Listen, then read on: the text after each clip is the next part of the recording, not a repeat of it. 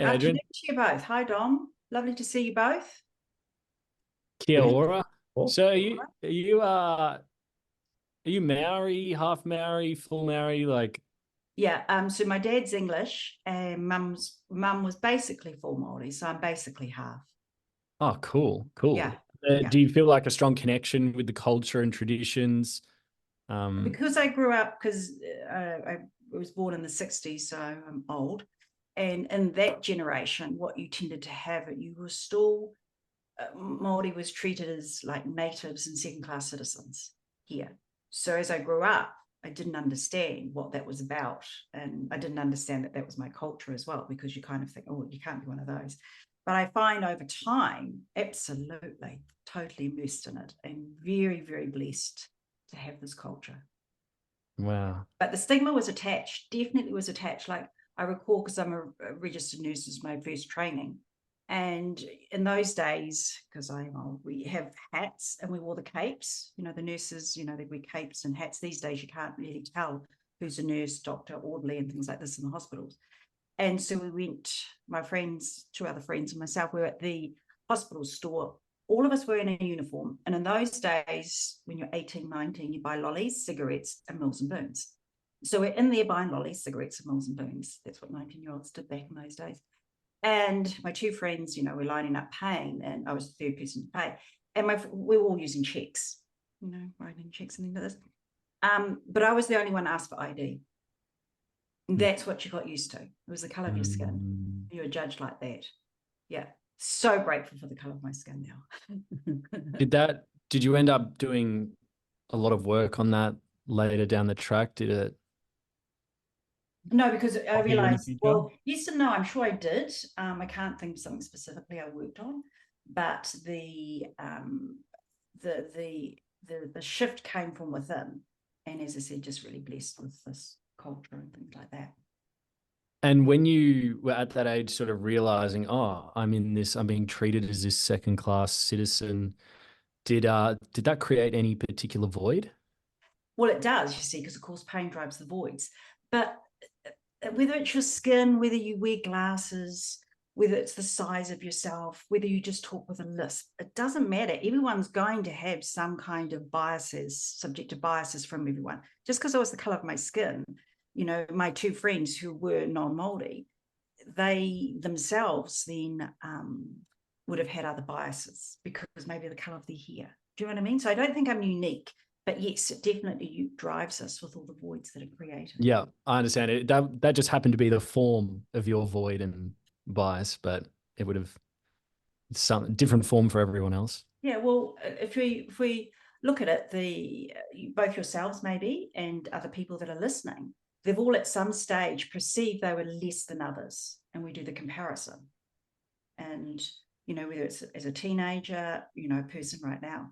So it's a beautiful thing to have the void and pain, actually, because it's the one that's co-creating our growth. And my concern is that people try and eradicate the pain, and they try and get rid of it rather than realizing it's a beautiful driver and it's driving you somewhere.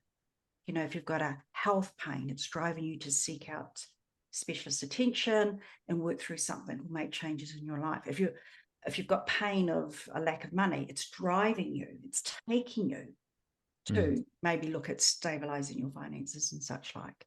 So I think pain is fantastic, but my concern is a lot of people try and stop people suffering. I'm not saying you're going to make people suffer. We have our own sufferings. We don't need other people to make us suffer, but people are trying to stop the suffering. That's a really beautiful way of putting it. When I was growing up, my brother was always bigger, faster, stronger, smarter, everything. So I felt, when you just said, where did I feel second class? Well, that's what I interpreted. I felt always second. I felt like I was the walking embodiment of a silver medal, And so now when I think about it, and you just said, oh, like, instead of trying to eradicate, I'm not silver, I'm gold or whatever. And even though you can explore those things, but when I see silver in between of gold and bronze, that there's always someone to learn from, there's always someone to teach, and I can play all those roles, and it helps humble me as well. Well, I also find, just as you said, you're a second, Yep. second child in a family will specialize in what the eldest is not the speciality, is not the specialist of. Wow, that is Okay. exactly what That's happens. exactly what you will do because, of Yes. course, just because the other person may be 1 year older than you or 12 months and such like, because of the growth and development, they're going to be physically smarter, etc., physically more able-bodied. So you then end up finding where they're weak at or where they're not masterful, and you go and specialize at it. It's really quite cool. Wow. Yeah, Wow. it's really quite cool. My sister, Eve, who is also a facilitator, she's the second eldest. I'm the eldest of 9. And she's the second eldest. And she specializes in sporting things. I hate running. She's great. She's still running. She does marathons and such like, and triathlons. She did Kyokushinkai, all those kind of sporty things. She's a great orator when we were growing up as well. So she's developed all of these skills, which I hadn't mastered at all. See? So there you go. Wow. And then, It's for all of us in our family. It's great. so that when you apply that principle to, say, all the other 8 kids, are they always looking at the next one above? Are they? Absolutely. Absolutely. I Yeah. don't know how my brothers coped though, because there were 5 girls before the boys turned up. So, Yeah. there were a lot of women that they had to compete against. Wow, that's amazing. Yeah. So this podcast is Yeah. for facilitators, Okay. and specifically diving in on your personal experiences as a facilitator, the skills of it, your nuances that you've developed or that you like to explore, and that's what this is really centered around, to be able to give value to other facilitators who are wanting to grow their skills, be able to listen to different stories and possibilities. And that's really the purpose of what we're trying to do here. Okay. Do you find it's more the business marketing, or is it the methodology, or merging the modality and the method, the Demartini method, with some other methods that they've got going on? What do you find is the gap that you're picking up from facilitating? Because you may have noticed it in yourselves. Yeah, the gap I find is listening to many different people's approach. There's the Demartini method, but then there's this sort of there's as many methods or approaches as there are facilitators.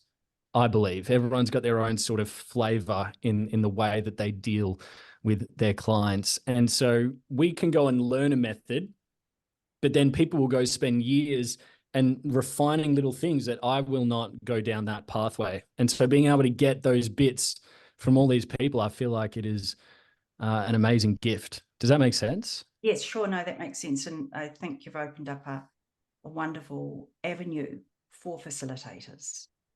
Yeah, To be I'd able love it to to be like to really be able to dive in and have some of the questions that they may not have fully been able to ask, or those that they have got in their mind, and being able to answer those voids. Because I think the overall intent for all of us is to have this body of work accessible to many, many, many, many people. And there's many people that we would love to touch, both hearts and minds. And so if we can allow others to be able to do that for us, delegating, which is fantastic, as well, then yeah, sure. Love to help out in any way I can. Thank you so much. I'd love to understand how you even found yourself in this work. Okay. It's a story that probably many of those that are listening have heard before, but I'm going to repeat myself because I can do that. It's pain. It was pain. Pain was the driver. Now, for a lot of us here, probably a catastrophic event occurred that drove us on this journey of looking. And it's exactly the same for me. That's why I'm saying don't remove the pain. See where it's driving you, see where it's taking you, and then you'll turn around and have gratitude for that journey. My pain was my sister, who I mentioned. Her husband died in 2005 in a plane crash. She was the pilot. It was the first catastrophic event that had happened to us collectively as a family.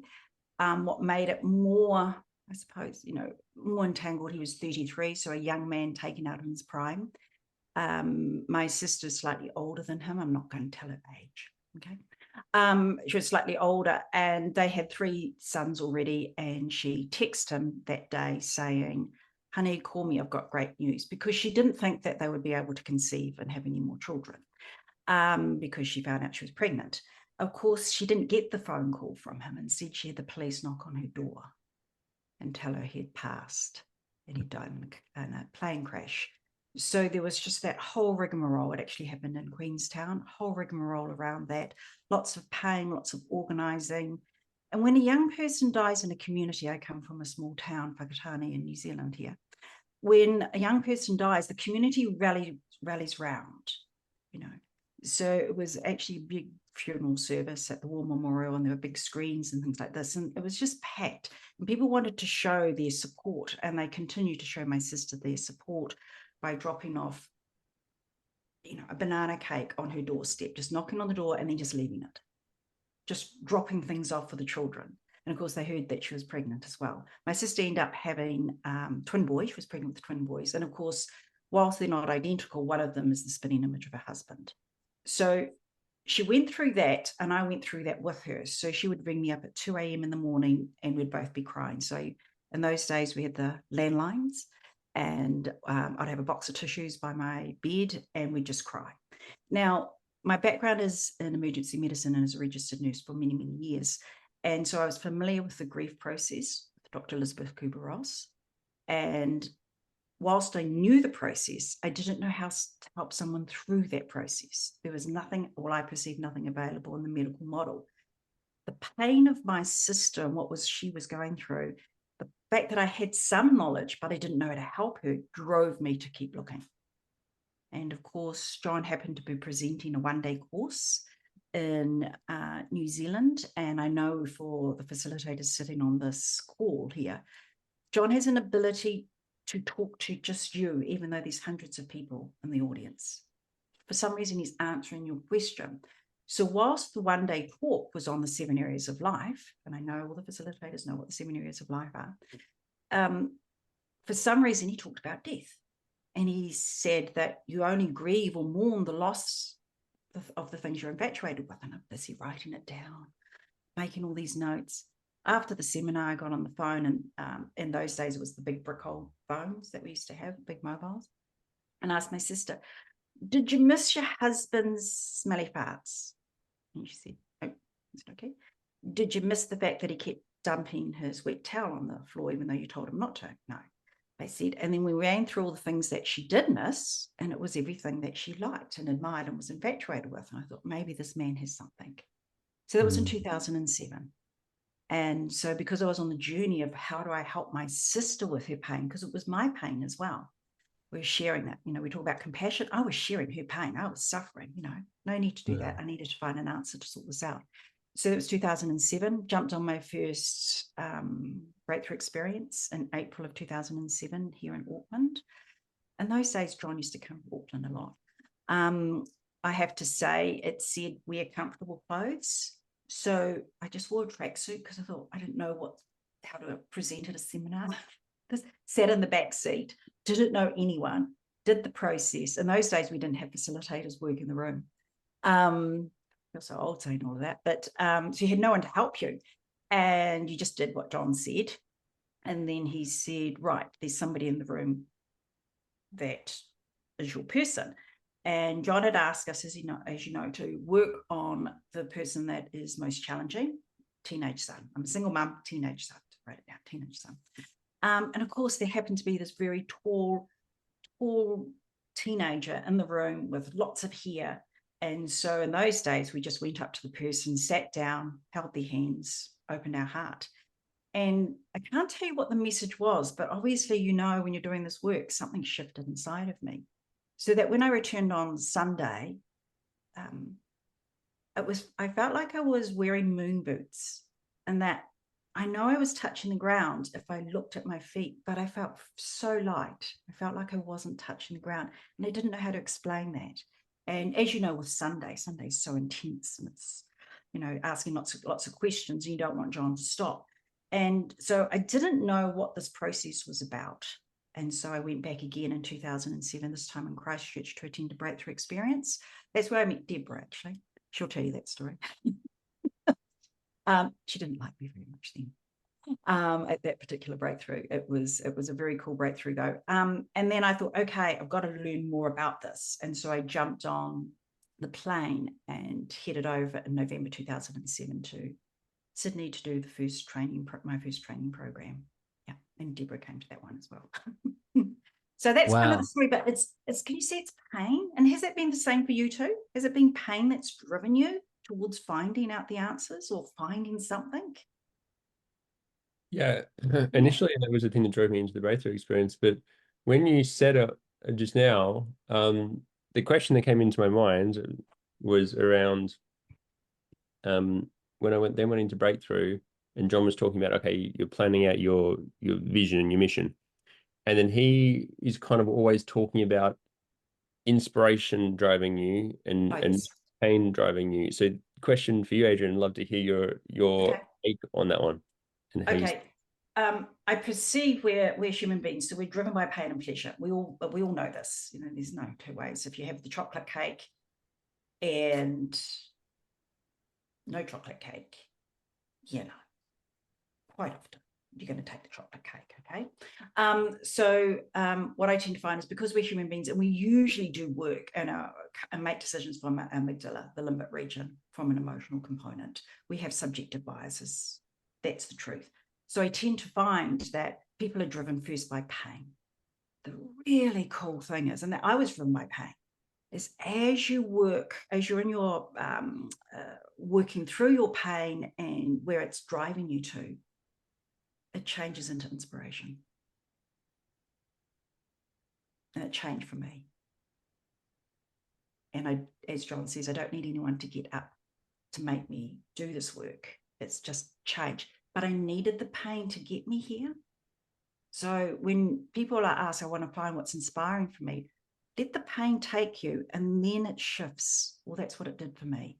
Has that worked for you, Andy? Like sometimes a pain and then all of a sudden something changes within you and then now you don't need the pain anymore. That was your lovely vehicle to get you there, but you don't need the pain to take you there anymore. Yeah.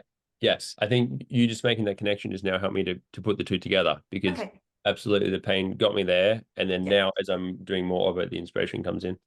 Yes. And so the challenge when a lot of people are saying, well, I need to find what I'm inspired by, just leads to a lot of challenges. They have too many options. They don't know what it looks like and such like. So I'm just saying, follow your pain and it will turn. Yeah. That's how I would interpret. The pain is very necessary. Yeah, when I reflect back on some of the biggest sort of life changes where it's almost like I've gone in a new life direction, it has been at the precipice of major pain. Beautiful. Beautiful. And when I'm thinking about the law of correspondence and applying, patterns from the macro to the micro, one pattern, if I look at pain as the sort of animalistic, that amygdala run mind, and then we're evolving into humans. When I think about my pathway evolution, it starts off animalistic and then goes towards that sort of higher mind inspiration as well. It's like it follows the same path. Exactly. Yeah, it's so beautiful because we sit in our lower mind and then, when people are trying to find benefits and drawbacks, they're going to come up with benefits that are self-exaggerated and drawbacks that are self-minimized because you're looking to solve or find and seek the answer when you're actually sitting in an animal mind. So those are the first things that are going to come up uppermost in people's minds. But as you transition through that, you will actually come into, from instinct and impulse, you'll come into the intellectual. Oh yeah, I get it. Yep, I've got it. When people will say that kind of thing, they haven't. You don't need to say you got it when you actually got it. So they're sitting in the intellectual and then they'll move to their higher mind with the intuitive prompt that starts coming in. So it's a beautiful journey that we take through our lower mind, through the pain, into an intellectual understanding, which is where a lot of facilitators will be sitting, to that part where now they're tuned in with their intuition and listening to the higher mind voice. By the way, intuition and higher mind voice vastly different. And I think a lot of our facilitators are getting the intuition mixed up with the higher mind voice. Okay, so yeah, the intuition's role is to take you to integration, to that balanced part. And so intuition can be something like causing you to have an accident, to allow you to come back into that part or to support you. The intuition is the person that's been critical towards you. That's intuitive prompt. So those are the things that are taking you to that space. And then the higher mind voice can come in. Just to recap on that one, so your intuition is the feedback, as they understand it. Yes. And then that's guiding you back to the centered point, and then the Yes. centered point is where you're accessing the high-minded voice. Beautiful. And I think a lot of people confuse the higher mind with intuition. There's a lot of infatuation with intuition. Intuition is just feedback to get us back to the center. It's either going to slap us or it's going to support us. That's the role of intuition. Okay. And then you're in the space. Yeah. And then high-minded voice, Adrienne, how do you see that? What's your definition? Or lovely tricky questions that I'm just trying to think how to take. No, I'm just trying to work. Okay, people have heard of the 4 clairs: clairvoyant, clairaudient, clairsentient, claircognizant. 4 clairs, yes. Okay, so that's clairvoyant is obviously vision, clairsentient is the feeling, clairaudient is the hearing, and claircognizant is the knowing. You have access to that, and that's when you'll tune into those clairs. If I can express it in a way that people may be able to tune in. Some people can see pictures. Some people just hear voices, and I don't mean the strange voices. You know, you just hear, okay? Or some people just know that they know. And all of the facilitators at some stage would have said something just popped and I just knew.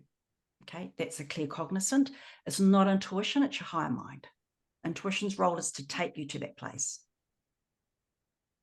What's your dominant clair something? I see pictures. Clairvoyance. Yeah, clairvoyance, yeah. I remember, just for what it's worth, I did my first breakthrough experience. It was in Auckland in 2009. When was that? 2015, sorry, not 2009. 2015, Auckland. Okay. I remember walking back on the Saturday night back to where I was staying in Auckland, and I was walking back with someone from the seminar, but the subject came up on clairaudiencing and clair vision, and like it was that idea of having something more in terms of, we were talking about, what's our vision and what we want to do, and that for whatever reason that came up in the conversation. So it's cool to link it in now with what you're saying. Yeah, beautiful.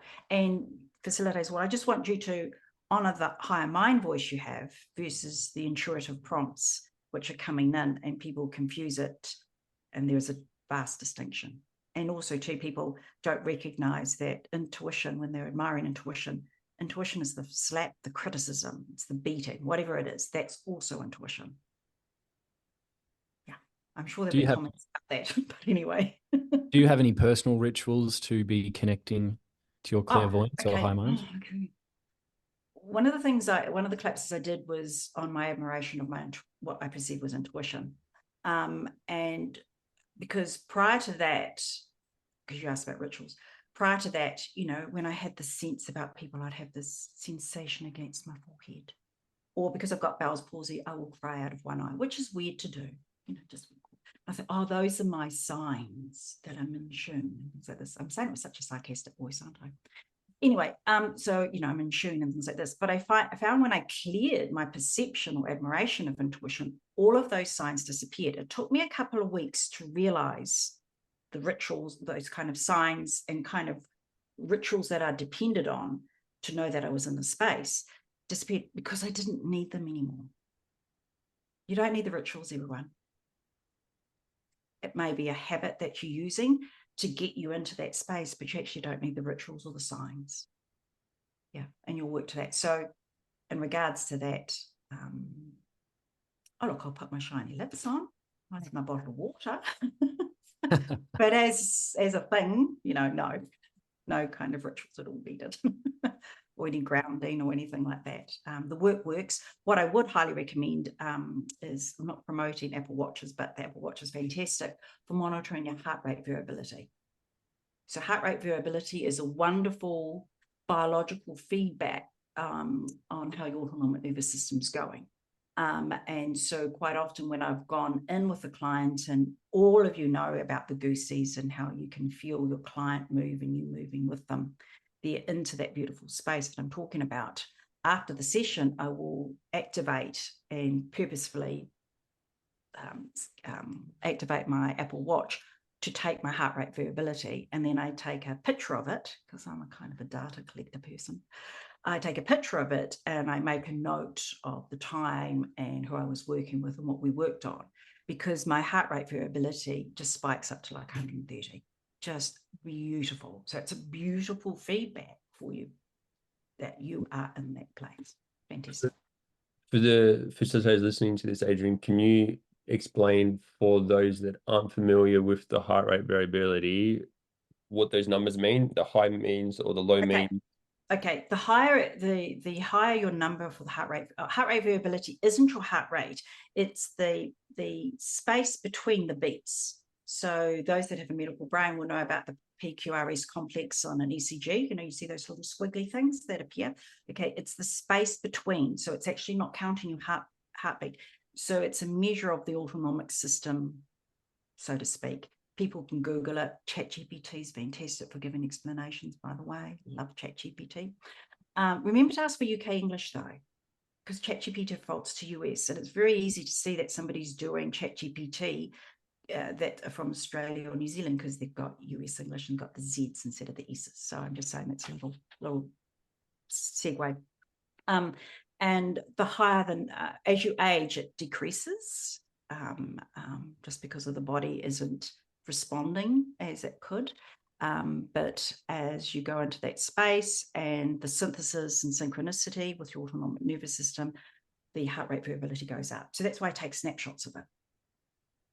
So to do that, for anyone that's got an Apple Watch, what you have to do is all you do is you push the little button to ask for the mindfulness component. Push that, it gives you 1 minute of mindfulness, and what it's actually doing is actually reading your heart rate variability. So that's how I can do it. It's great data. Great data. One more question on that, Adrienne. You say the heart rate variability goes up. So you're describing that's the variable between the beats. Yes. Yes, goes up. Even though your heart rate is still running at 60 or 72 beats per minute, that heart rate variability is actually increased. And that's what you want. You want the higher number, the better. That will be everything everyone could remember. You two do physical things, and I'm sure you do heart rate variabilities. You'll be familiar with it, you two, won't you? Yes, say yes. I have been on the fence for the longest time to get an Aura ring or something, but I just haven't done it because I haven't fully understood it. So maybe this is the next piece of. Thank you for that. I don't know about the Aura ring so much, but I'm not sure if you can ask it to do it. It will do it automatically. That's the reason I like the Apple Watch, because you can actually ask for it to be done at a time, whereas the Aura ring will just take it. Whereas this one is, okay, I want to check what my heart rate variability is. So I've got this lovely data. Thank you to all the people that I've got to work with that are maybe listening to it, because it's lovely data, and you know that you're healing and they're healing. I had an iWatch, but it gave a weird feeling on my wrist. Okay.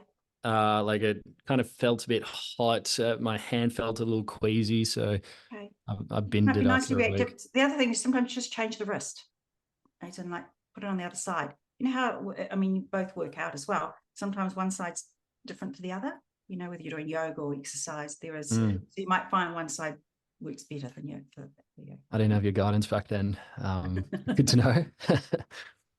Adrienne, I'd love to know more about this pain, utilizing the pain and utilizing the motivation, because it can sometimes be seen, even though we're learning to balance morals and balance biases, but almost that inspiration is sort of better or something than pain-based motivation. And I don't mean to inject words that you have to use, but just, can you tell us more about how you use what you're talking about with pain with your clients, and then how you use the method as well? Okay. Pain, let's think of pain as, since we're facilitators here, as side B. Okay. You've great question, but you're taking on another tangent, Dom. My favorite. Tangents. Okay. Side A is the one that's really important. If I was biased, I would say side A is actually the one to do, because it's the fantasies that co-create the nightmares. Simultaneously, yes, but it's that. So whilst people are working on side B with someone that's got some fear, anxieties, they dislike the criticism, etc., it's actually been co-created because of their admiration of praise, acknowledgement. And so whilst we're talking about pain, the trigger I perceive for pain is actually side A's, and they're really hard to do, really challenging to do. So that's where I would prefer. So if I'm working with anyone with depression and things like this, whilst I might do one session on a side B, I'm starting to move them to side A. And that's my hidden agenda, because I know that's co-creating this pain. And as you bring down the admiration, then the pain experience will also be lessened. Now, you could also say, if I work on side B, then I'm also going to drop down that side A. What I find is that people have unconscious bias, and they don't realize that still hidden within their psyche, whether it's from their DNA, their upbringing, their beliefs, would be an admiration for that side A, even though they've worked on side B. Yeah. So I don't know if I've answered your question, because now I've diverted it, saying actually it's this, your pain is side B, but side A is the place to work.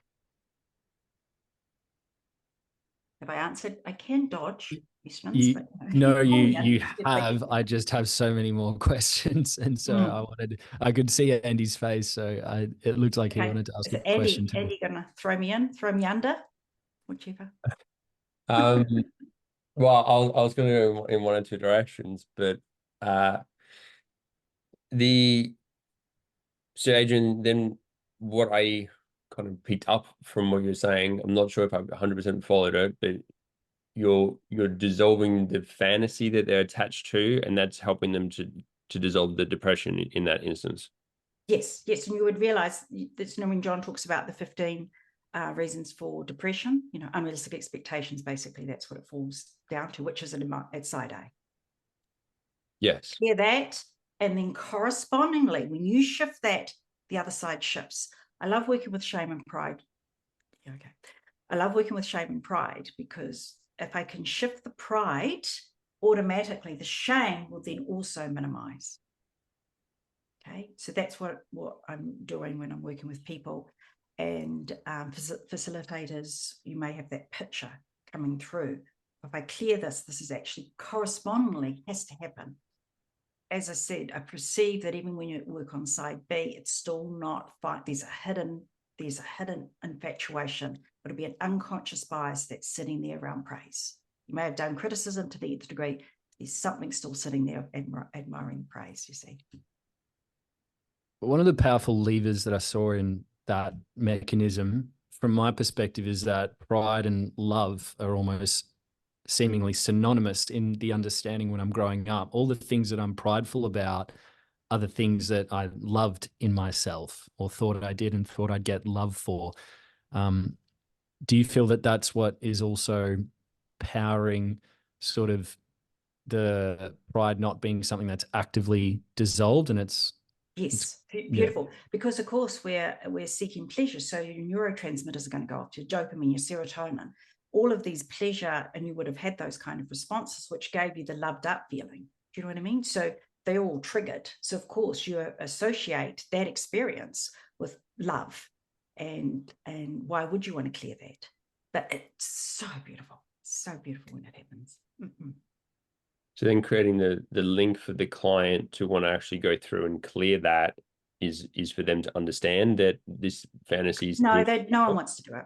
Let's face it. No one wants to take away the pleasure. You just take them in. Sometimes you just don't tell them, you just take them in. Okay.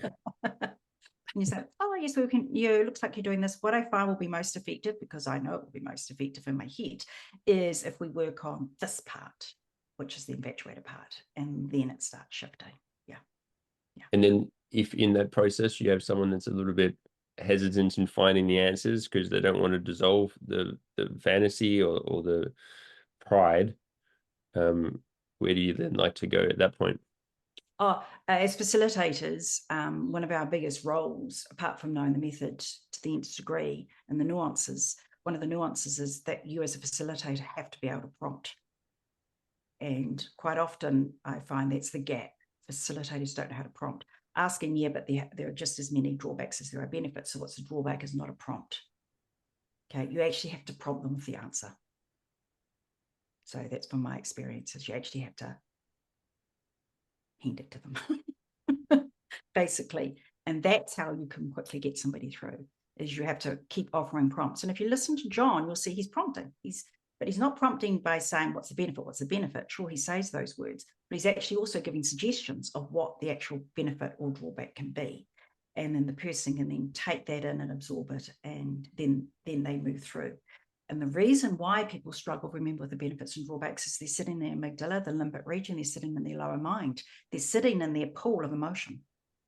And that's why it's hard for them to get out. So your role as a facilitator is to show them where they can pop out. Yeah. So I'm understanding and tying this together, what you're saying. When you say follow your pain, does that mean you're not wanting to avoid it, run away from it, because the pain is then the mirror of the pride? Or are you saying follow your pain in like kind of a more productive sense, where if like kind of, I grew up on listening to Tony Robbins stuff. Okay. And so it's very much, if you want to take some sort of action, you're associating a lot of pain.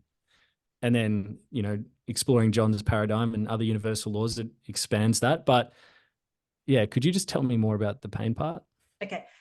Pain is basically, with pain, the simple question is, how is this serving you? That's all. How is it a blessing? Follow that pain. And then you can say, this has driven me towards seeking out such and such and such and such. I think I'm not grasping your question, because I keep sensing, Dom, there's something else apart from just the pain. What I mean by follow your pain is that allow it to take you on this journey, even though it's the most uncomfortable journey for you. And then as you're going along this journey, you're going to be asking, how is this serving? How is this serving? By the way, when you do anything that's uncomfortable, you're increasing your anterior mid-singular cortex. So this was a brilliant explanation by Dr. Andrew Uberman. And what he explained is that when you're doing something that's challenging or uncomfortable, which is pain, is challenging and uncomfortable, and you go ahead and actually complete a task that is uncomfortable and painful for you, and even though you don't want to do it, you still do it, you will then increase and expand your anterior mid-singular cortex. What the neuroscientists have found with the anterior mid-singular cortex and the uniqueness of this part of the brain is that they found that it's expanded in those that live a long time, those from the blue zone. It's a longevity. There's a suggestion, they haven't got the full data yet, that it's a longevity indicator. And also, too, you're more likely to succeed in your goals. If you're not doing something uncomfortable or painful to achieve your goals, then you're not going to achieve the goal. Okay, so that's another segue. I've gone off again, haven't I? And that's exactly the segue I wanted to go down. Did you? Okay, great. Yes. Okay, so we're in sync now. Okay, great. Okay, so where would you like me to go? Well, if you're not doing something painful in the pursuit of your goals. Yes. Well, one, you won't have your anterior mid-singular cortex expand, which is a longevity cue, and you won't achieve your goals. Those are two basic things that just won't be achieved. Okay. Would you say that there's a misconception or so you learn this tool and it's like, wow, dissolve anything that is uncomfortable, or at least the possibility of that seems available, or the idea. And what I'm hearing from you is utilizing the pain. Yeah. So if someone's got, like, you've got clients, and let's say they're nervous to put stuff out there, or they're about to run an event, or maybe they're going to start working with clients and they're feeling painful and uncomfortable about it, and you could do some fear processing on it. How would what you're saying work into all of that? Okay. Oh, great question. A myriad of things have just popped in my head of which way we could go with this, and I'm trying to find the most efficient and effective way that would be. So I'll just run through a possible scenario. Obviously, there's some comparisons. So it's, of course, the infatuation. Yeah. They also have unrealistic expectations of how it's going to be and do. Please don't want to present your first talk to 100 people. Have it to 10. Then when you fall on your face and have a bit of shame, or you have challenging questions, you've just got 10 people that you can manage. Whereas we have this expectation, we have to be seeing 100 people and give our first presentation or such like to 100 people. So it's the unrealistic expectations that are setting people up. It's the comparisons with other people that are setting people up. And maybe they don't have enough pain to make them do it.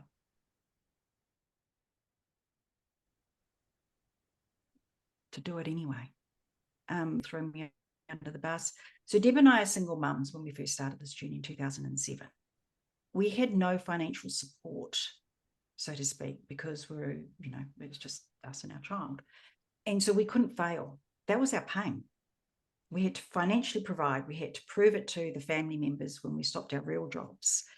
And that was a beautiful driver. See, so the challenge is sometimes, and I've heard John say this as well, so I'm going to throw him in, is don't dissolve the pain, because you'll change their trajectory and you change their driving force to go and do something. So be very aware that sometimes if you dissolve somebody's pain, it's not going to drive them, it's going to pull them back from whatever they plan to do.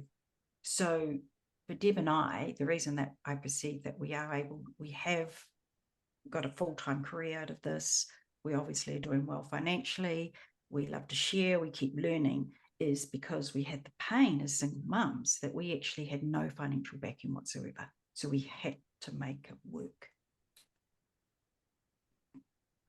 Wow. Work. Yeah. So be aware of the pain. So you as facilitators, just be aware of the pain. If you do remove it, you may stop that driving force.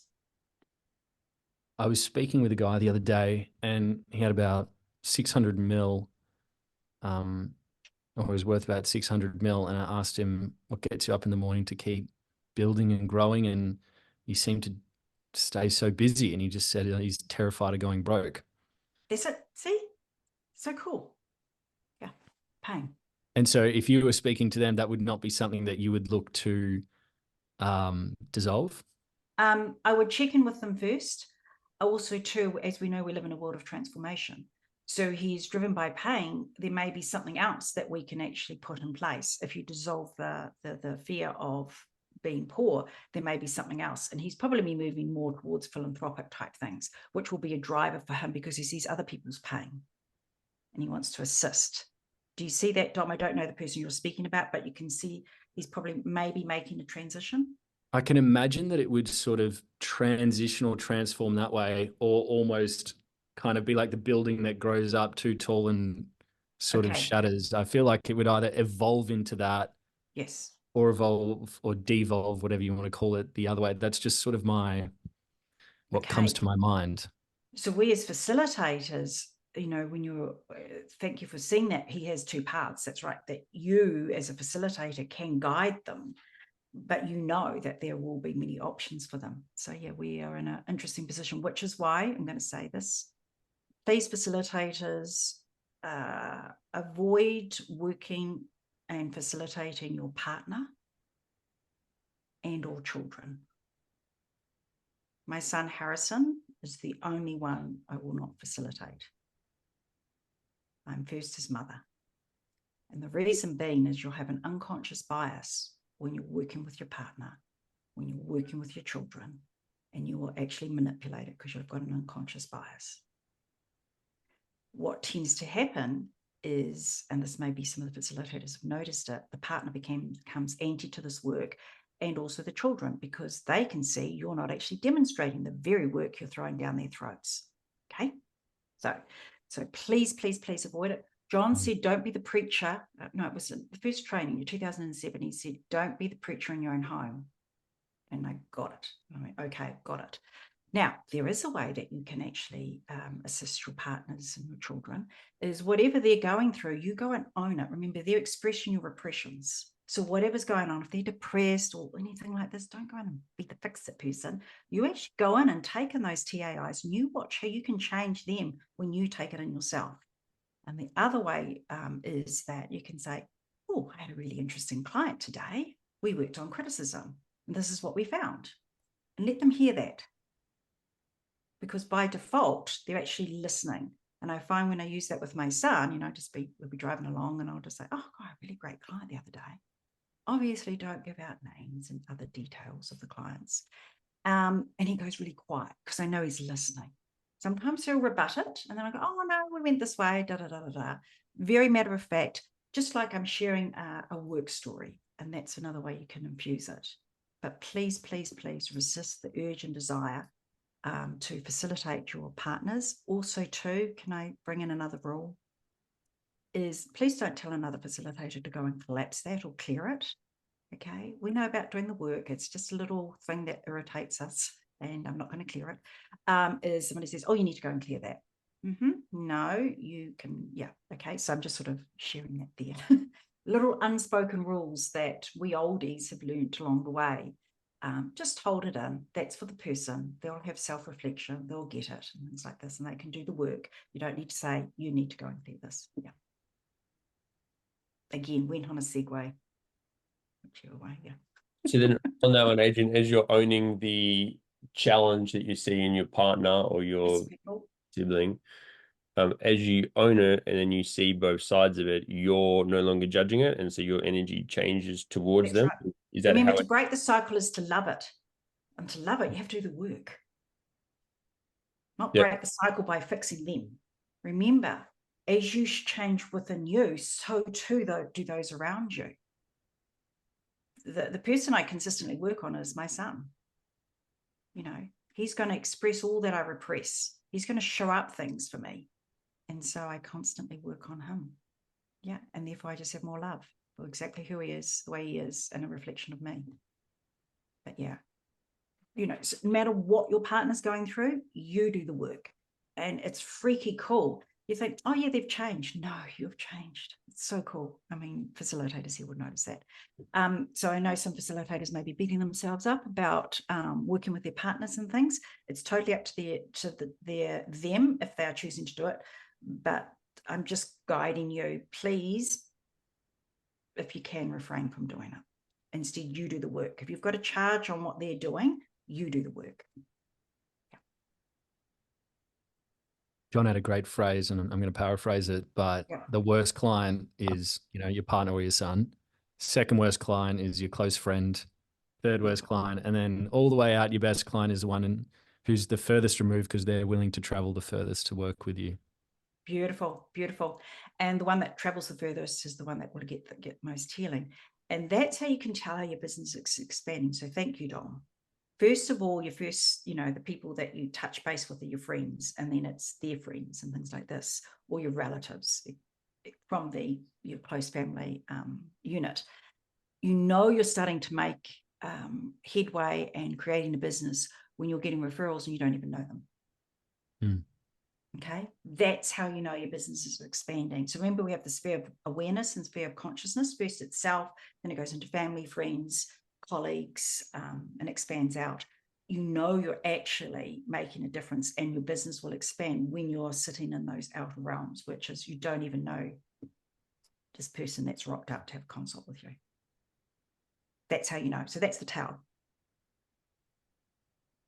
I wanted to ask a question on, I'm not sure if you covered it at the start, but did you have something for you that was the first breakthrough in your life, or the first moment when you knew there was something to this that you wanted to pursue further? Well, I was driven by the pain to find an answer. And of course, you know, blew me away when John asked somebody to come up on Sunday to do the grief process. I went, oh my goodness. And it blew me away that John, you know, has financial information to share, mind body information to share, et cetera, et cetera. So going back to your question though, Andy, it was part of the pain. I had that sense of lightness, and I didn't know how I got there. And I didn't know. And so that kept driving me, because I'm nosy, to keep researching and looking at it.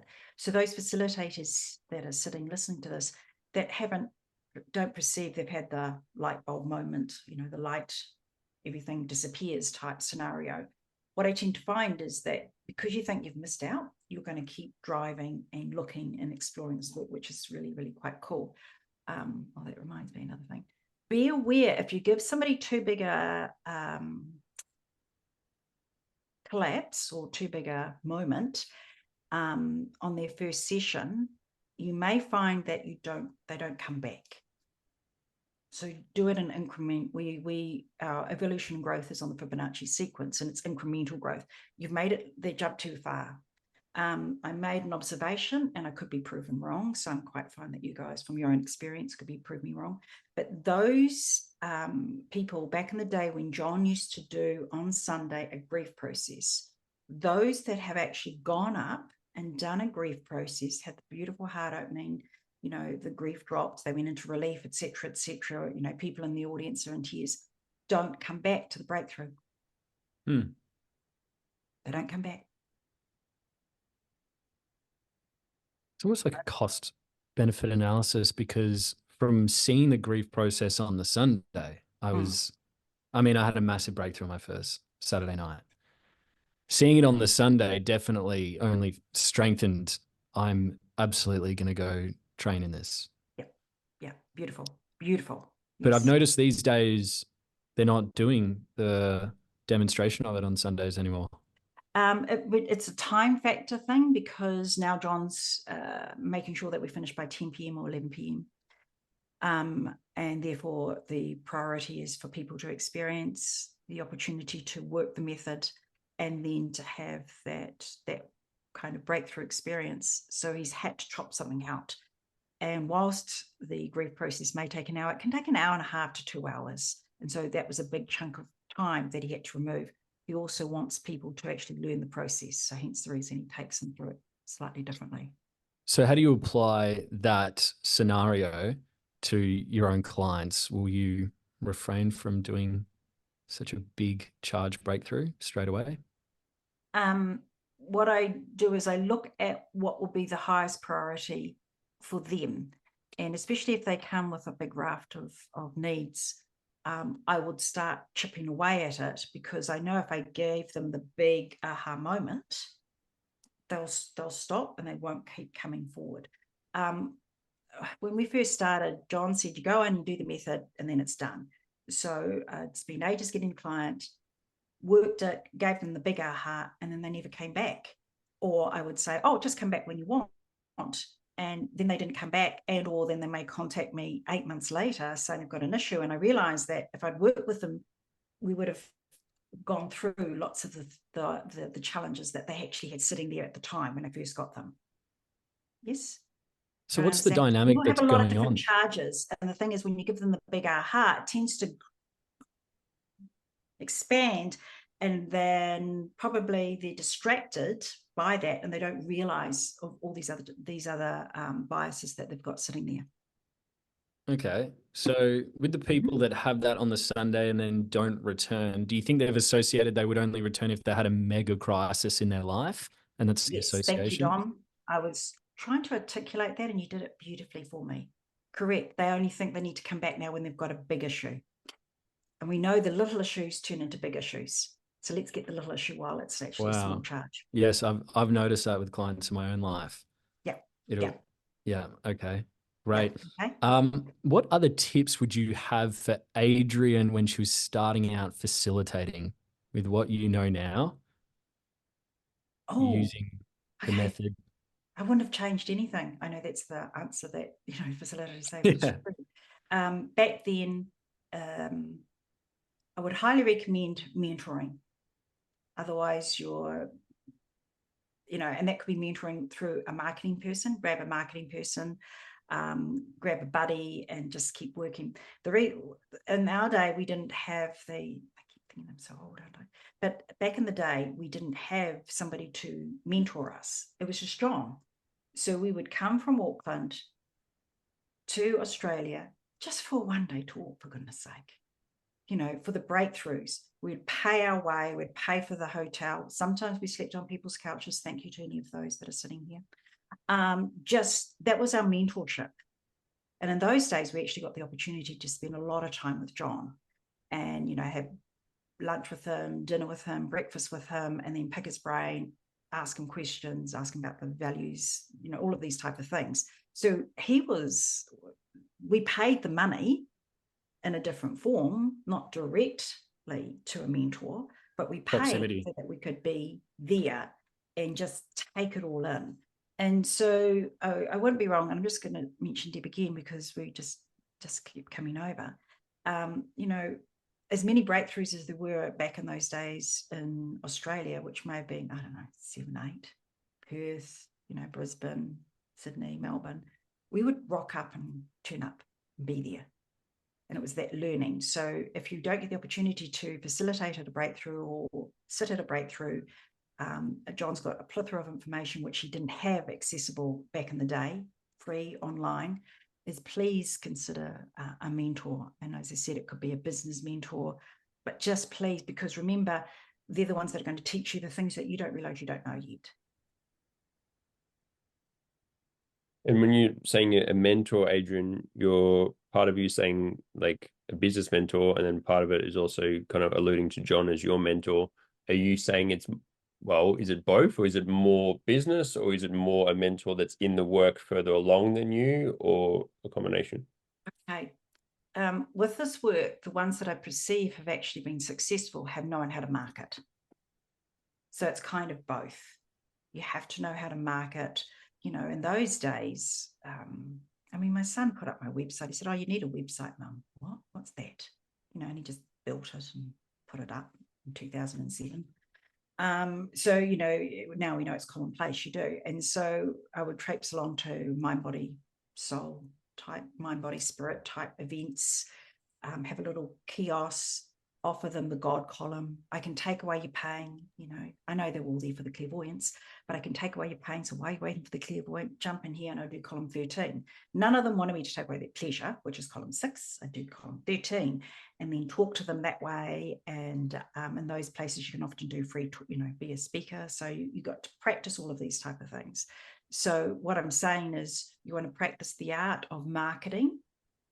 And so if you've got somebody who's really good at marketing, you need both. Kind of need knowing how to market, because there's some facilitators out there that have gone by the wayside. Freaking brilliant facilitators. They had it. They just didn't know how to market to get clients. So I would say, in your answer to your question, Andy, you need both. You need to know and have skill at the Demartini method, but I would highly recommend some form of marketing. And there's a plethora of marketing opportunities out there. And just like probably facilitators that are sitting on this, I've spent thousands and thousands of dollars and not really seen the return. The return is indirect. It may not be direct, it'll be an indirect, because you're saying and you're prepared, you're saying out to the universe, I am prepared to push this, I'm prepared to spend money on it, I'm prepared to spend time and effort. You know there's going to be a return. You just may not see it in a direct return, but it's you declaring, I'm prepared to pay, I'm prepared to spend time on it, and I'm prepared to put energy on it, and the frustrations of those things that you have to do, and then they want you to do videos, and they ask you to explain what your niche is. By the way, highly recommend, find a niche, go there. And I know with the Demartini method, you can generalize. If anything, I went into generalization, even though the mind body is an area that I can specialize in. Specialize in that area. You're going to get people that are outside of that, but specialize in that niche. So just find a niche that you're interested in and go for it. I'm glad that you mentioned Andy, does that kind of, I think you guys know this. You guys have been around a little while. No, that's okay. Yeah, well, I'm glad that you mentioned about the indirect return on the marketing, because that has been my experience, and that's been, I think, a lot of facilitators I've talked to has been a similar thing. When they realize there's an indirect return, now they're kind of more centered on it, whereas before they're, you know, not seeing the indirect return. So thanks for adding that. That's okay. You asked me. Yeah. I'm gonna say it. Yeah. It's a cool part of it. You moved into speaking about the mind-body connection. That was one of the questions that I had here to ask you about. Your background is in nursing, and my understanding is that you came across the Demartini method and you're still doing some nursing. So I was then curious, were you then in the nursing field and you had this other Demartini method around health, and what have you then seen in the mind and body area? Okay. I wasn't actually nursing at the time. My speciality in a postgraduate in emergency medicine. So that's why, you know, get them in, patch them up, move them to theatre or wherever they needed to go and things like that. So that's me kind of, and a charge nurse as well. So bossy. Do it. I'm the eldest of 9, so it's a natural bossiness. Okay, that comes through.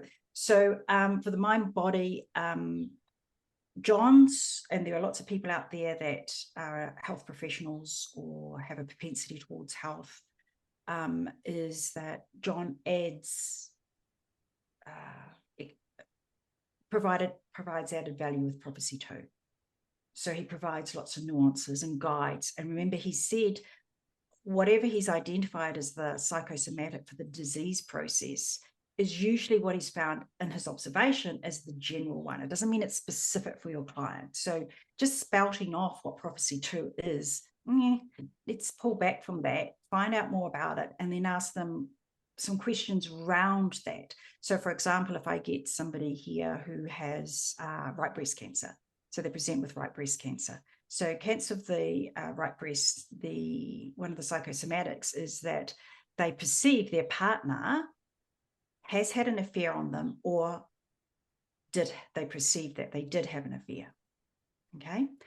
So I'm not going to ask them that because I want to just find out more about what's going on. So I'll kind of ask, and what I usually do is when they have the diagnosis of cancer, I usually go back 6 months.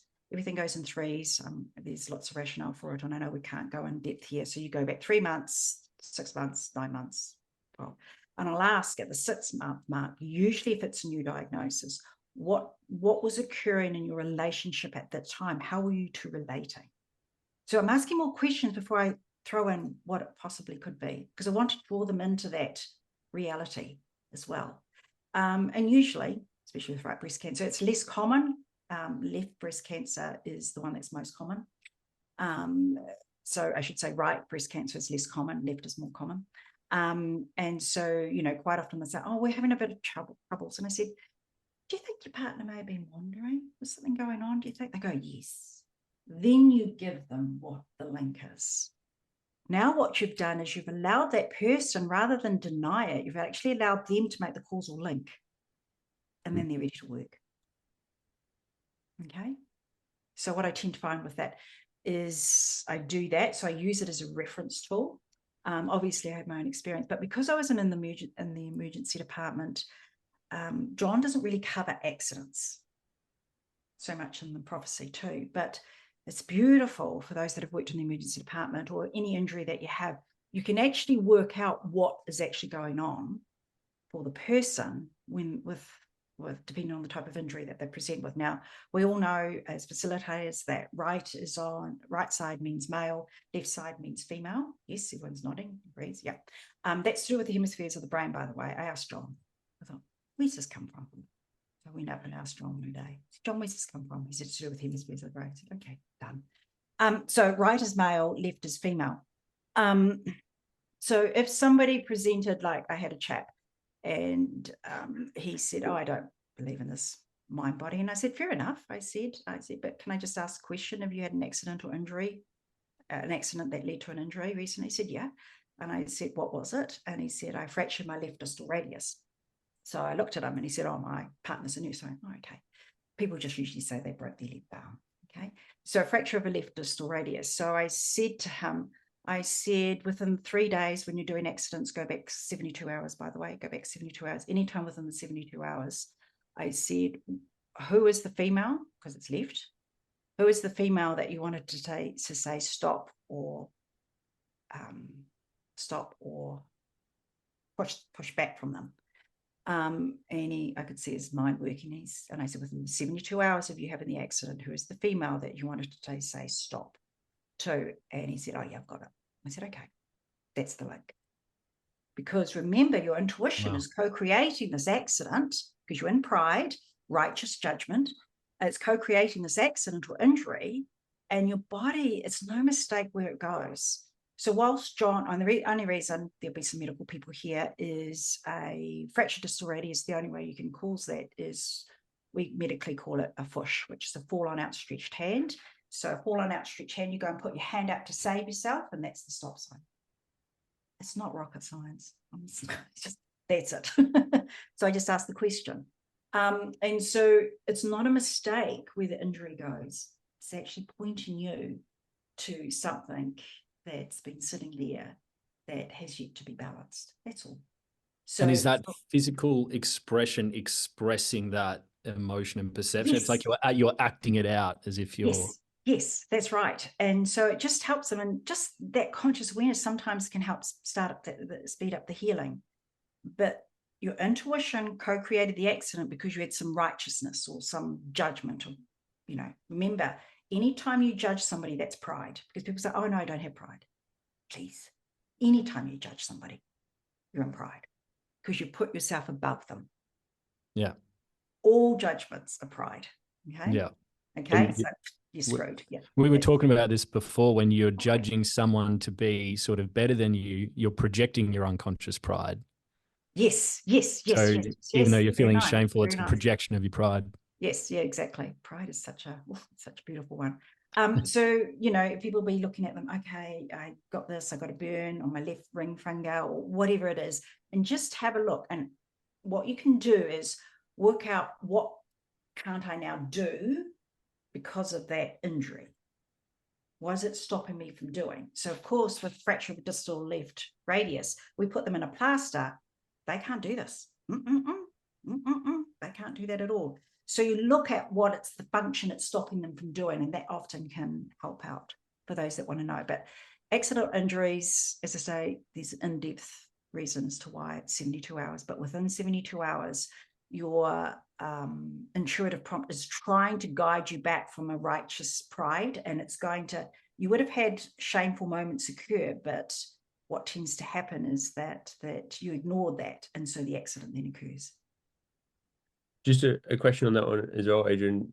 Is there also sometimes where someone has like a motive of they don't want to do something anymore, and then the injury then so in this example, yep, they're more beating themselves up and they're thinking, I hate this, and then they have an injury and then it frees them from doing the thing maybe. Great. And I hate this judgment. It's above me. You know, it's below me, I should say. I hate doing this. Why do I have to do this? Judgment straight away, and you're in pride. It's really easy to identify pride. It's just a judge. As soon as you judge somebody, you're out. If they're in a self-righteous persona, they're beating themselves up, there's still a pride component. Okay, so remember, if they're presenting with a self-righteous and a shameful component, they're hiding their pride. So how I show people this, so it's revealed shame, hidden pride, revealed pride, hidden shame. This is how I use an example of pride and shame using me. So quite often when I'm talking to clients and they talk about losing weight, I suppose I can't cuss in this, but I would go on. I was going to say cuss away. Okay, wank on about intermittent fasting that I do, and I find it really great, and blah blah blah blah. And I've been doing it for 4 years, and I said it's fantastic. So I tend to go on about that. Okay, you can hear it's obviously prideful and trying to, you know. So if I've got pride in caloric restriction kind of thing, which is an intermittent fasting type scenario, I will have hidden shame, and it's in the same genre. I would have shame hidden from public view in the same genre of caloric restrictions. So I thought to myself, best I find where my hidden shame is. So I'm sitting there. In New Zealand, we have a bread called Vogel's bread, and it's just beautiful bread. And it's beautiful toasted. And so I'm sitting there having my Vogel's toast thinking, where's my hidden shame? I had a plethora of butter. So it's all melted and all warm and dripping through, and a dessert spoon of smooth peanut butter on top of this piece of toast. As I'm sitting there going, I wonder where my hidden shame is. I wonder where my hidden shame is. Obviously, massive amounts of calories just in that piece of toast. I waited till I finished. Went, oh, I know where it is, because I wanted to finish my toast. So what it is whilst I wrap it on and reveal pride, I have hidden shame. That if somebody was there, I wouldn't put that much peanut butter on, and I wouldn't put that much butter on. See, hiding it. Okay. The opposite's also true, as we know. So how I explain revealed shame, hidden pride. When I present my seminars, I tell people, apart from the fact that I tell them I think I'm funny and that they can laugh at me, is I also say to them that I have challenges with certain words and I can't speak properly. And so words like testosterone, I just can't say it. It's just not going to happen. Equivalate, that just comes out. People have tried. And I said, so I get words mixed up. So if you think I'm saying a word, it's probably true. It's just that I don't know how to speak properly. And also I can't spell, so I use initials on the board. Okay. So I'm revealing a shame at the beginning of a seminar. What's my hidden pride? Same Your genre. It's in the intelligence? same genre. Yeah, they don't know a lot. Okay, can you see? Has to be the same genre. You can't go and have revealed shame and pride about something else, like how I dress. They don't match. It's so beautiful how it matches. So remember, when you're finding shame, make sure you find pain, shame, make sure you find the pride. It's in the same genre. It's so cool.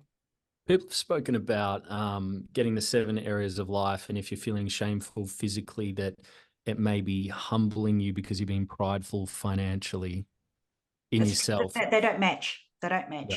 You're not going to So match. it's finding it in the same. Yes, we want the opposites exist. So pride and shame are self perceptions. So you have to make sure the opposites are in the same genre.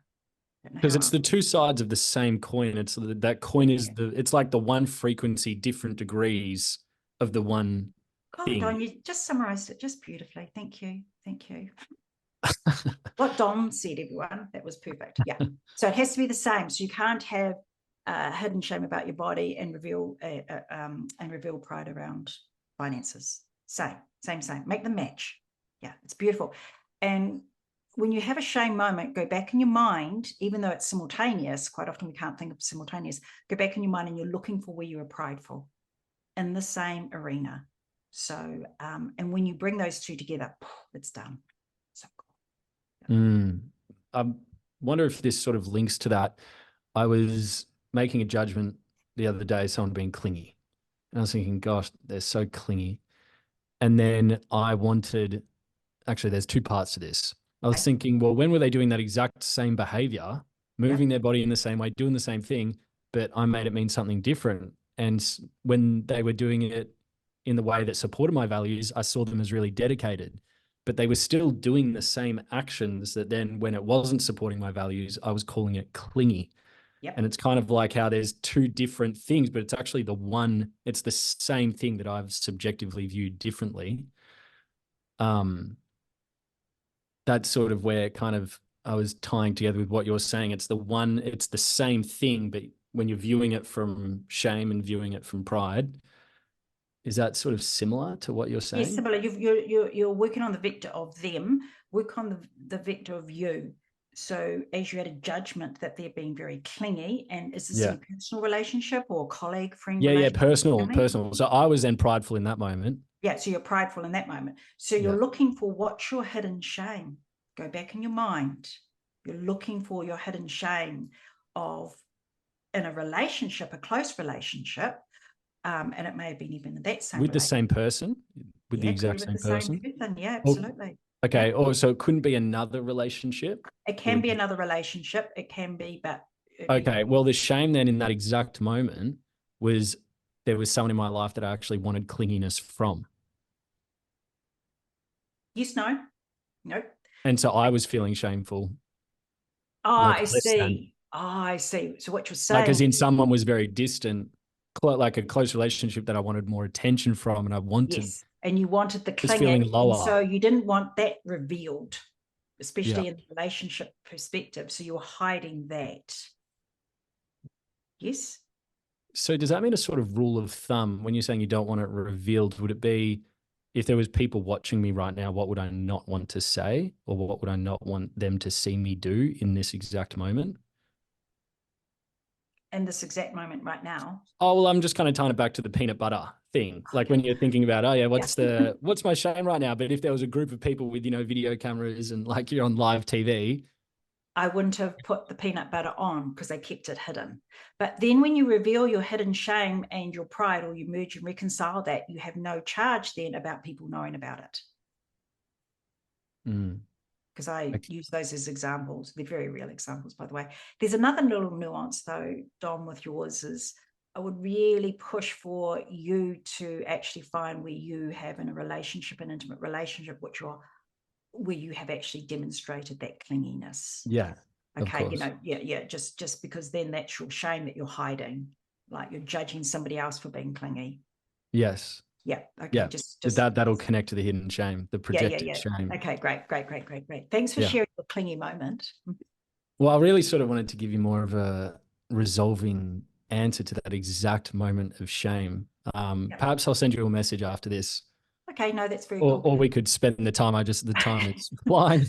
What I would love people, though, to take away from these prides and shames, and, you know, I know there'll be some facilitators who have been on the receiving end of my talks about pride and shame, is that quite often we don't notice our pride because we're righteous and judgy and things like this. And we get that judgy finger out, you know, that kind of thing. So you'll usually notice the shame. So when you have a shame moment, go back in your mind, because that's only occurred because of the pride that you've had, or the content in your mind. So, you know, when I first started the gym, what a weird world that is, the gym. Oh my goodness, I freaked out. My son took me to Les Mills, Auckland, and Les Mills is a pretty cool gym, I understand. And these people walking around and doing exercises, it freaked me out. Anyway, so when I first started going to the gym, and didn't realize I was proudful and pride having completed a workout, you know, lifting weights and things like this. How I would notice was, for some reason, as I'm finish my workout and I'm walking out in front of people, I would do a stumble. Not fall on my face, not break any bones or anything like this, but I'd do a stumble like dork dick. And I knew that was my shame moment. And I would go, okay, I was in pride because I've completed something in front of these people. Now I'm having you know, falling on myself or nearly tripping up in front of these people. And I would take that shame and be grateful for it and say, thank you. I now know that I've paid back. I'm being paid for that prideful moment. There's a fair exchange. If I ignored and said, that stupid carpet, what's it doing there, you know, or something like this, and carried on being righteous, I know that if I was then traveling in my car, I would have a minor dent or ding. Something else would happen. So as John's talking about, we go through the 4 H's. So we go through in our physiology, psychology, sociology, and theology. Had a little discussion with him at Breakthrough, saying, I perceive it's psychology first and then your physiology. He said simultaneous. He gave me that it was simultaneous. And I said, yeah, but in the ascending order, you write down it's physiology, then psychology. But he said they're simultaneous because, of course, what you think, your body correspondingly does.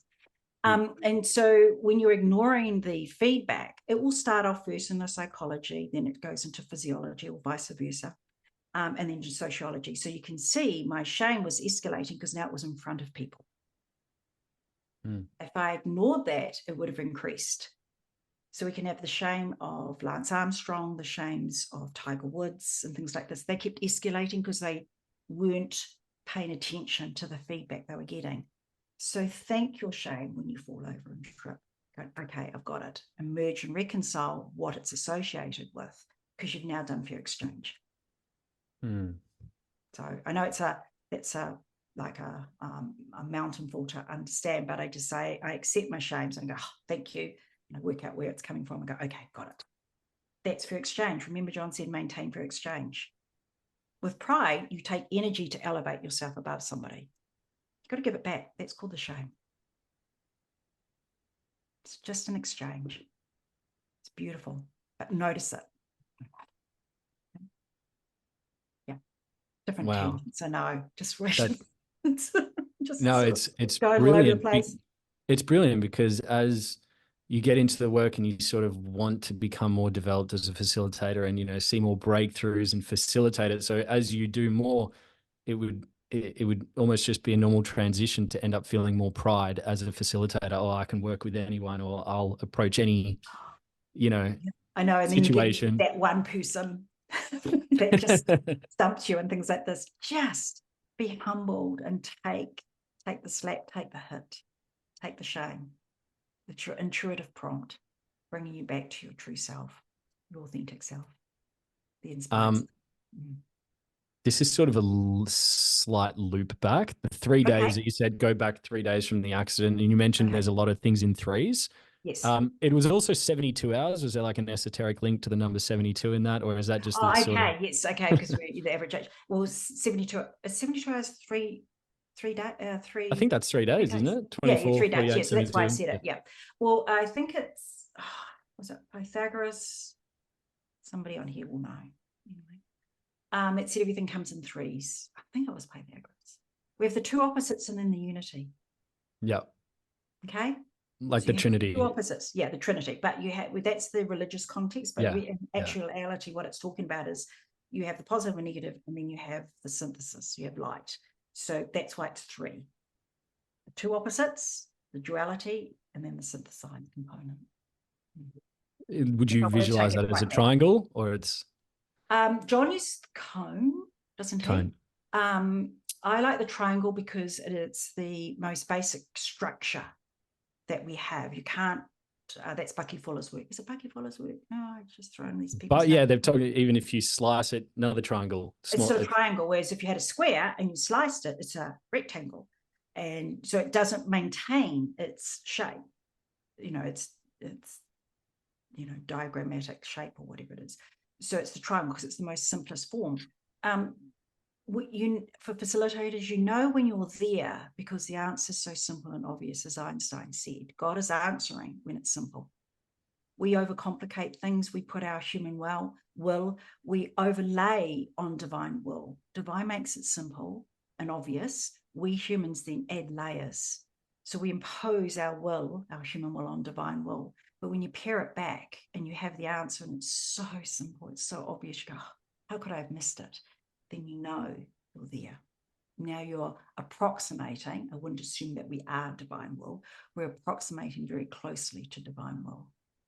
Yeah, it's beautiful. It's beautiful work, people. It's so beautiful, this work.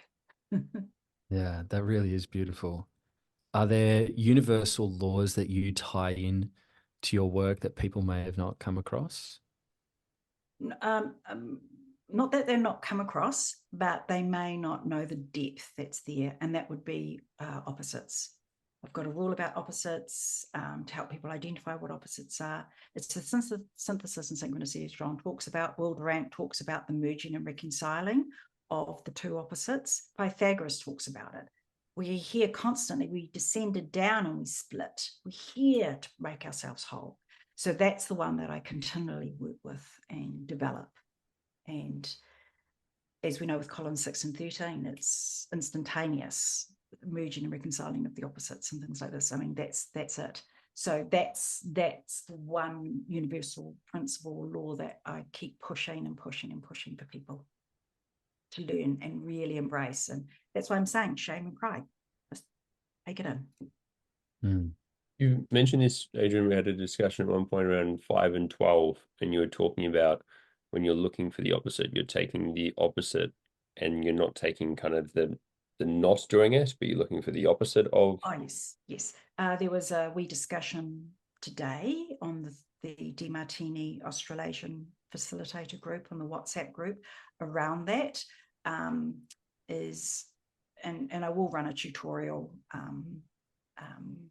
there to help facilitators, because I think it's a fundamental and vital component of being able to identify an opposite. Currently, a lot of facilitators, and I've been one of those in the past, when you can't find an opposite, we'll just say not. And they'll put the word not before the actual TAI and ask the person to find that. And so that's why I had a discussion with John about this, to try and remove the word not from our language. You know how we've removed the word passion?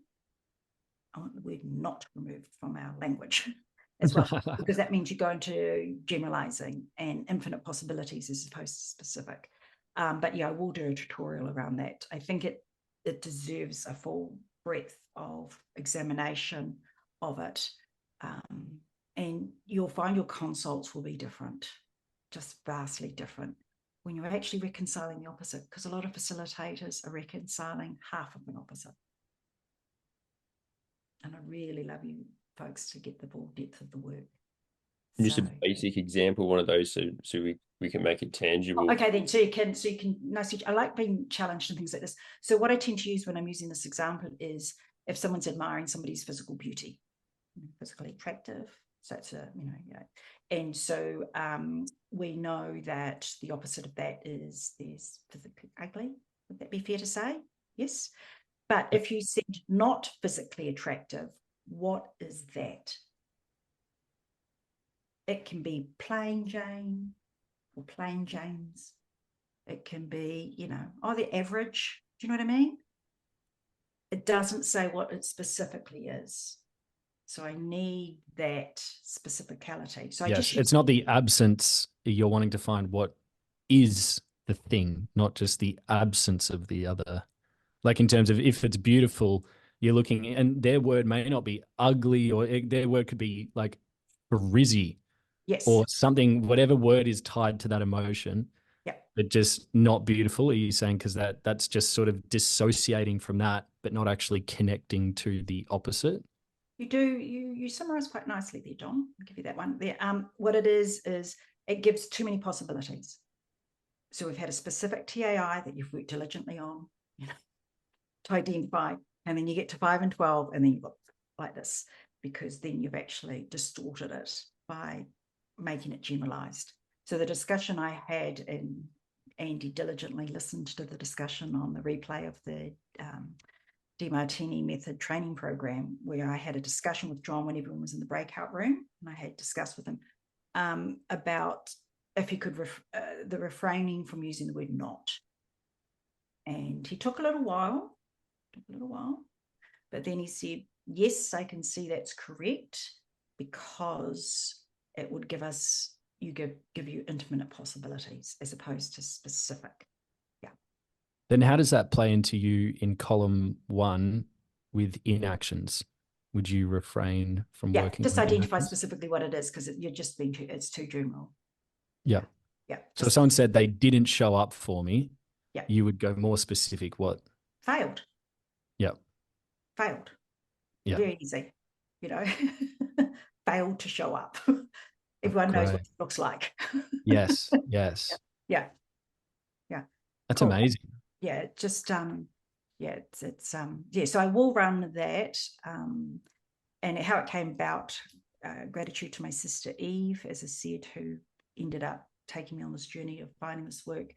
I consult with my sister on a regular basis. She's not a close family member, and being sisters, she'll spit at me and all that kind of thing, and things like this. Anyway, so we identified a TAI, and I said, what's the opposite? And she gave me something. I said, no, that's not it. And I just told her what the opposite is. And she said, I don't know opposites. I said, what are you talking about? And I didn't realize she didn't know. And I said, what do you mean? She said, I don't know how to do opposites. How do you know? I said, I don't know. You just do it. And so she made me think about how I find opposites. Opposites aren't antonyms. And if you ask ChatGPT is not going to give you opposites properly, not psychology opposites, okay? So it's not an antonym, and it's not it's a psychology opposite. Avoid the prefix dis, okay? That's dodging, because that's just trying to put the not word in front of it. And I said, okay then. And so she made me work out how I know it. How do I know? Or how I work out opposites. And the rule is, by the way, your TAIs, most are actions, okay? 90 or 95% of what an individual does that you admire or dislike is an action through your motor functions. So that's a verb. So what you do is you do the opposite of the verb, and you keep the subject matter the same. And I'll go into how that looks. So that's how you work out an opposite. You have to just change the verb, the action word, not the content or context or the subject. And so I'll explain to people. Hopefully it will help them identify what actually an opposite is. I know I've rambled there. That's okay. That's okay. It's been beautiful. Thank you. You have to say that, Dom. A question and ugly at the same time. A question for the facilitators and myself as well. Doing the work for decades, being dedicated to it, what can people expect with the relationship to judgments and in their own world? Are you still getting charged as often in a different way? There's always stuff to work on. What's your relationship? It's beautiful. There's always stuff to work on. I'm going to use the word always, so it's an absolutism. There is always stuff to work on. We're constantly evolving, and whilst you may have managed criticism at a certain level from family members, you might find it hard to manage criticism from your Prime Minister.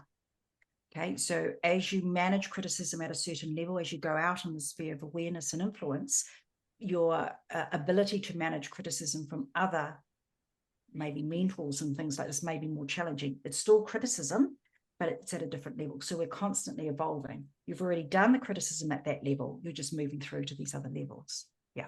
So you're constantly evolving, constantly working. Very grateful for clients too, because they help us work. Our little hint is how you prompt clients is that as they're presenting the TAI, I go in my mind, I look for where I've done that. I'm owning it to help prompt them. I'm also finding the benefits to me in that particular moment so I can prompt. If you don't know it, they're going to really struggle to bring it up. So you work it yourself. So I get the opportunity to work many things out. Usually not always completely, but at least I'm starting to tweak things. Wow. And what a motive to be able to work on that as well, Yeah. because then it's instantly serving. Yeah. You get to see it. Beautiful. Beautiful. Very cool, guys. Lovely. Lovely to see you both. I'm glad you're both doing this. This is very cool. Well done. Well done for Thanks so much. getting out Really there. loving it. Yeah. Putting this together. And I know, Andy, you're going to be over in Bali and, you know, a remote location type thing working and presenting this work. And it's great to have you guys here. And please don't stop the work.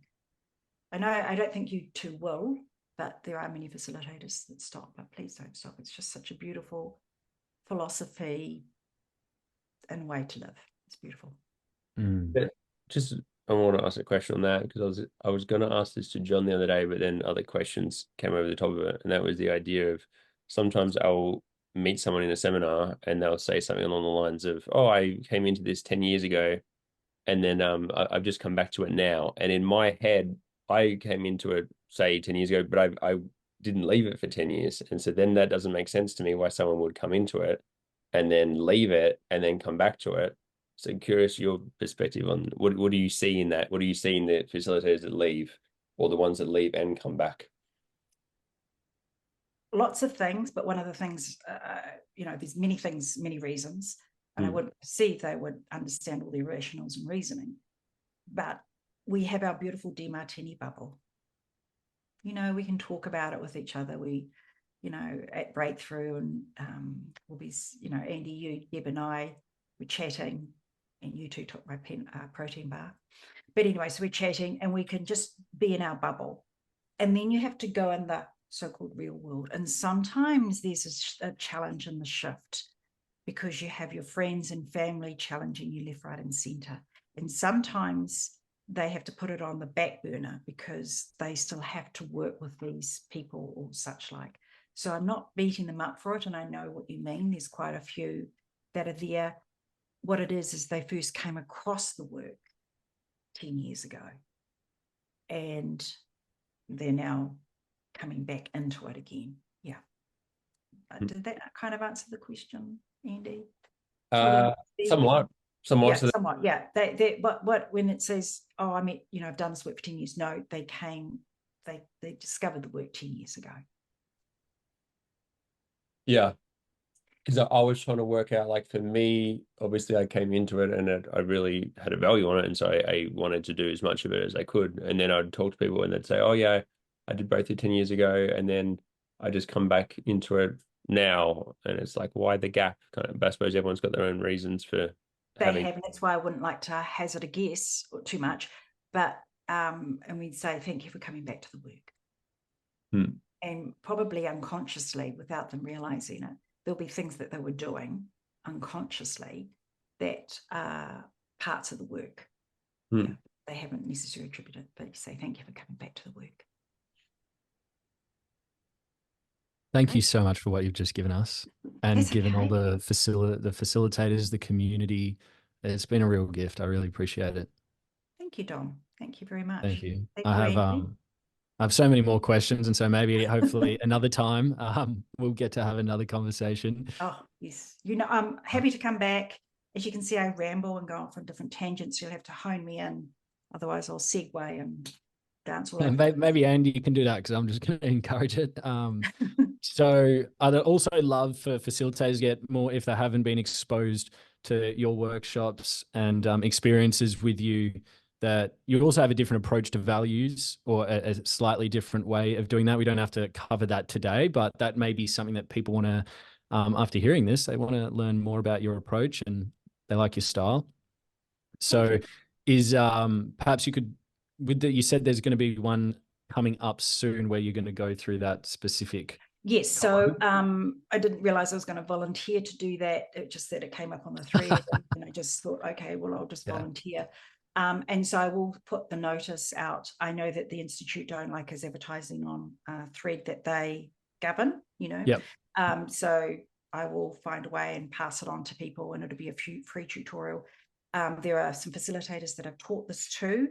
They themselves says it's still a struggle, but at least they now know when they haven't identified an opposite and what that means. So Cool. yes, I'll share this with people and things like this, because we want the work out there, and every facilitator out there is doing their darndest to get this work out there, and it's beautiful piece of work. Yeah, awesome. Okay, well, we can share that link with the group as well. Okay, great, thank you. I'll send it to you guys, and I'll leave it up to you. Thanks guys. Okay. Thank you very much for the opportunity. And I thank all the facilitators that are on listening to this to know that, it's a beautiful opportunity you have for your own personal growth and development. And I wholeheartedly say thank you for daring to do this work, because it is tough. So thank you very much. Thanks, guys. Thanks, Adrienne. you. Great to speak again. Thank you. Bye now. Bye. See you.